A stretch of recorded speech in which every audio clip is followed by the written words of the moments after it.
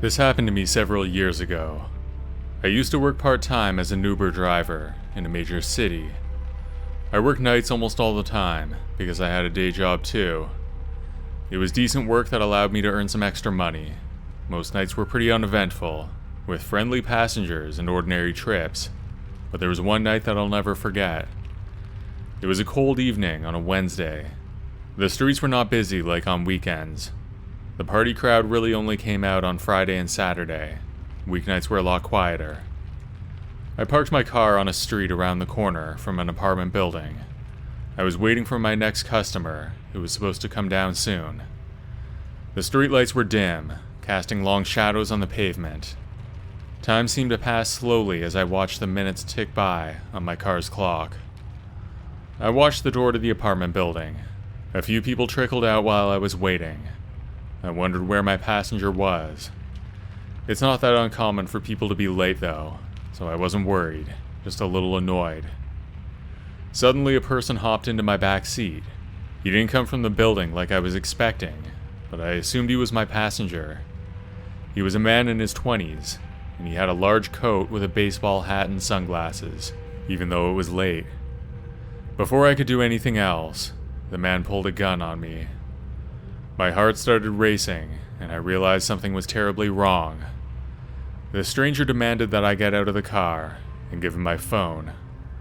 I knew I couldn't argue or resist, so I complied, stepping out into the chilling night air. I didn't even have my coat with me.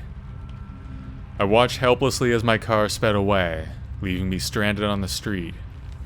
I began to panic, and I felt completely vulnerable. I needed help, but my phone was gone, taken by the person who had just robbed me, and I didn't know what to do. I walked down the street for a few minutes, and eventually I found someone willing to help.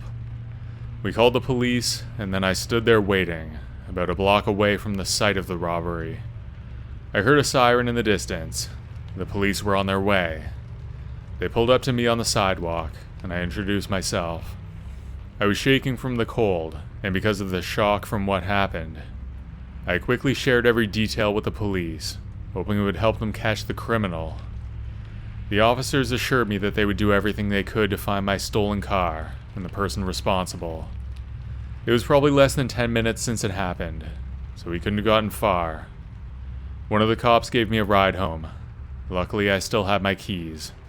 I didn't sleep, just stayed up on my laptop messing around on the internet. Finally, in the early morning hours, I received a call from the police. They had found my car on a highway outside the city. It was pulled over, and the driver was arrested. They found a gun on him. He fit the description of the man who stole my car. I got my car back soon after, and surprisingly, there was very little damage to it. The only thing wrong with it was a strong cigarette smoke smell and some cigarette burns on the passenger seat. After this happened, I started keeping my doors locked until the passenger identified themselves. It's a bit of a hassle, but definitely worth it, especially since I work nights. I also installed a dash cam, something I should have done much sooner.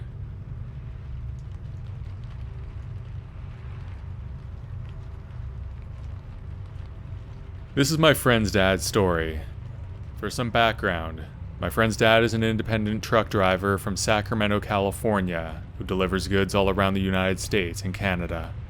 In 2009, he was driving goods from Vancouver, British Columbia to Toronto, Ontario, with stops in Edmonton, Regina, and Winnipeg. On a late night during the trip, he pulled over his truck to get a few hours of sleep, somewhere near the border of Alberta and Saskatchewan. Sometime around 3 a.m., he awoke to banging on the side of his truck and heard someone trying to open the driver's side door. He opened his curtain to find a figure standing on the other side of his truck door. My friend's dad, a 6'6", 250-pound behemoth, opened the door and screamed at the figure to get the F out of here or else. Without saying a word, the figure ran off into a nearby field and disappeared out of sight. My friend's dad decided to start driving and didn't stop until he reached Regina. He eventually got to Toronto and finished his trip without any other incident. To this day, he still wonders where the figure came from. There were no houses for miles, and he didn't see another car nearby either. It was so dark that he couldn't tell if the figure was a man or a woman. It's been 13 years since this encounter, and my friend's dad has never experienced anything like this on any of his trucking road trips.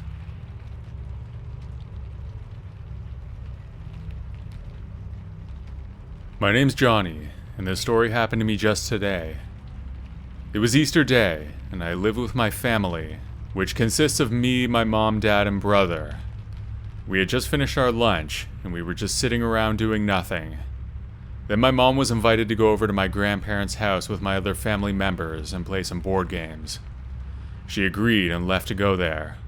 I was shopping online, and I had run out of things to look at. I got bored, and I gave my mom a call to go over to my grandparents' house too. She said I could, and I told my dad I was leaving.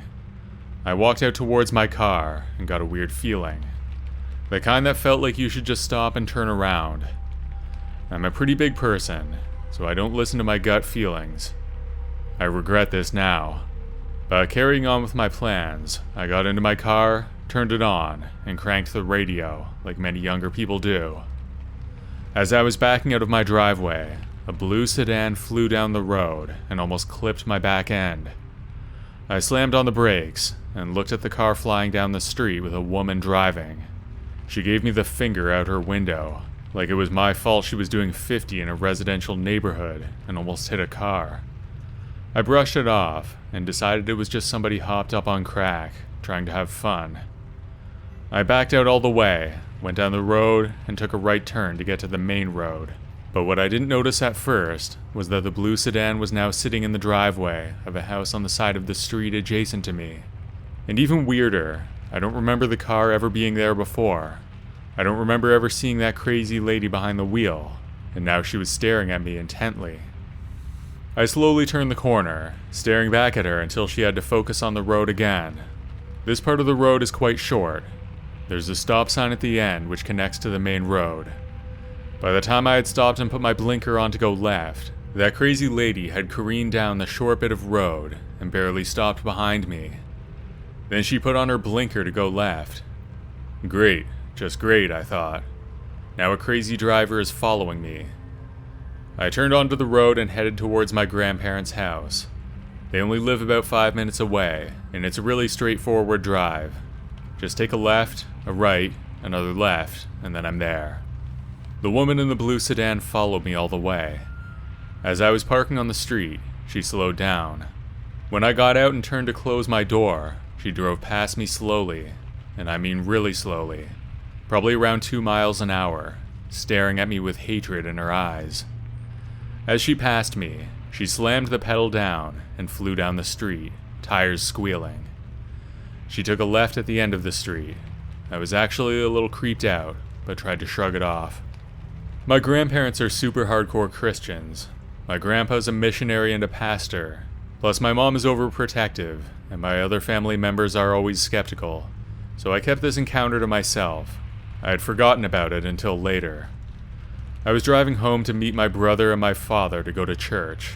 That's when I saw her again, sitting at the end of the street. She followed me home, and left when I got out of my car again. Me and my family went to church, and everything seemed fine, until we got home. I decided to make a run to Walgreens for some snacks. My brother and mom came with me. Getting there was the same route as going to my grandparents' house, minus the second right-hand turn, and going a little farther down the street. As we pulled into the parking lot, a feeling of dread came over me. In the corner of the lot was the blue sedan. The woman was not inside. I was driving, and I parked the car as far as possible away. That put me in the corner of the lot.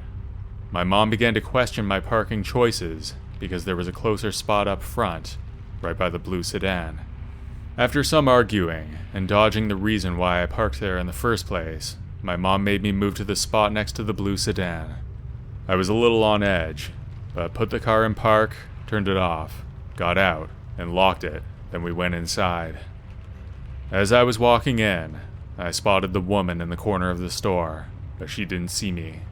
To describe her, she was short, only 5'2" or 5'3", about 120 pounds, with thick, greasy, knotty, black hair.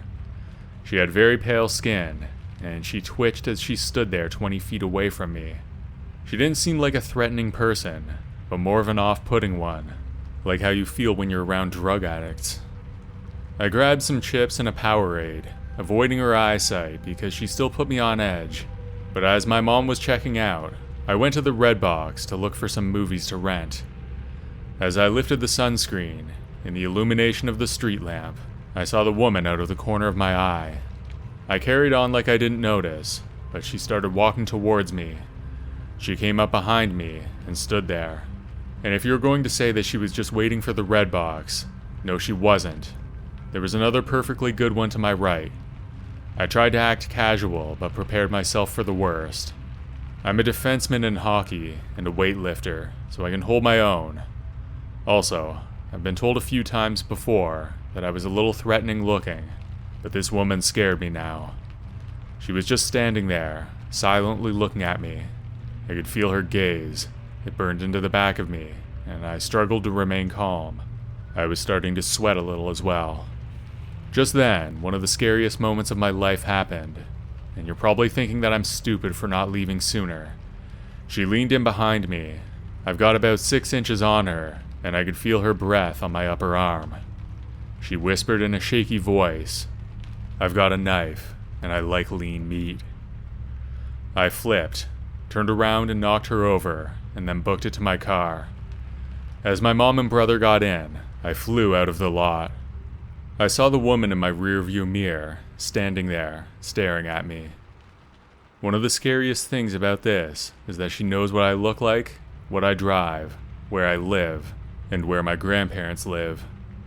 I wouldn't be surprised if she comes up again in my life, but I've told my family what happened and what to look for. If she ever comes back, I'll be ready for her.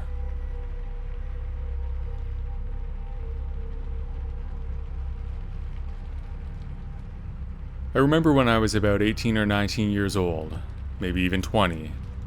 I had just recently bought my cherry red Mustang 5.0 coupe, and I was the baddest street racer in town. After a couple of passes at the track with some of my racing buddies, I decided it was time to go home. The drive from Assunpink to Trenton wasn't a long one, but it was long enough that at 3 in the morning on a cool summer night, the silence and loneliness of the drive made the night seem a lot more eerie. Regardless of this fact, I was a force to be reckoned with. Me and my red Mustang weren't going to drive slow that night. Despite the strange feelings this night gave me, I took off, homebound for a nice warm bed and some well-deserved sleep. About 10 minutes into the ride, a fog began to roll in. This was normal in the area because there are plenty of rivers and ponds around. Late summer and early fall tend to get foggy. I was cruising along, minding my own business. The cars were doing about 80 miles per hour. I suddenly saw 2 eyes a good distance up the road. I'm aware of the presence of deer all over this area, so I decided to slow down and turn on my high beams. Whatever it wasn't moving. That was for sure. I continued at about 40 miles per hour. This was a back road, so changing lanes wasn't really an option. It didn't matter to me though. I figured I would just slowly drive up to the deer, or make my way around it, and that would be that. Here's where it got stranger.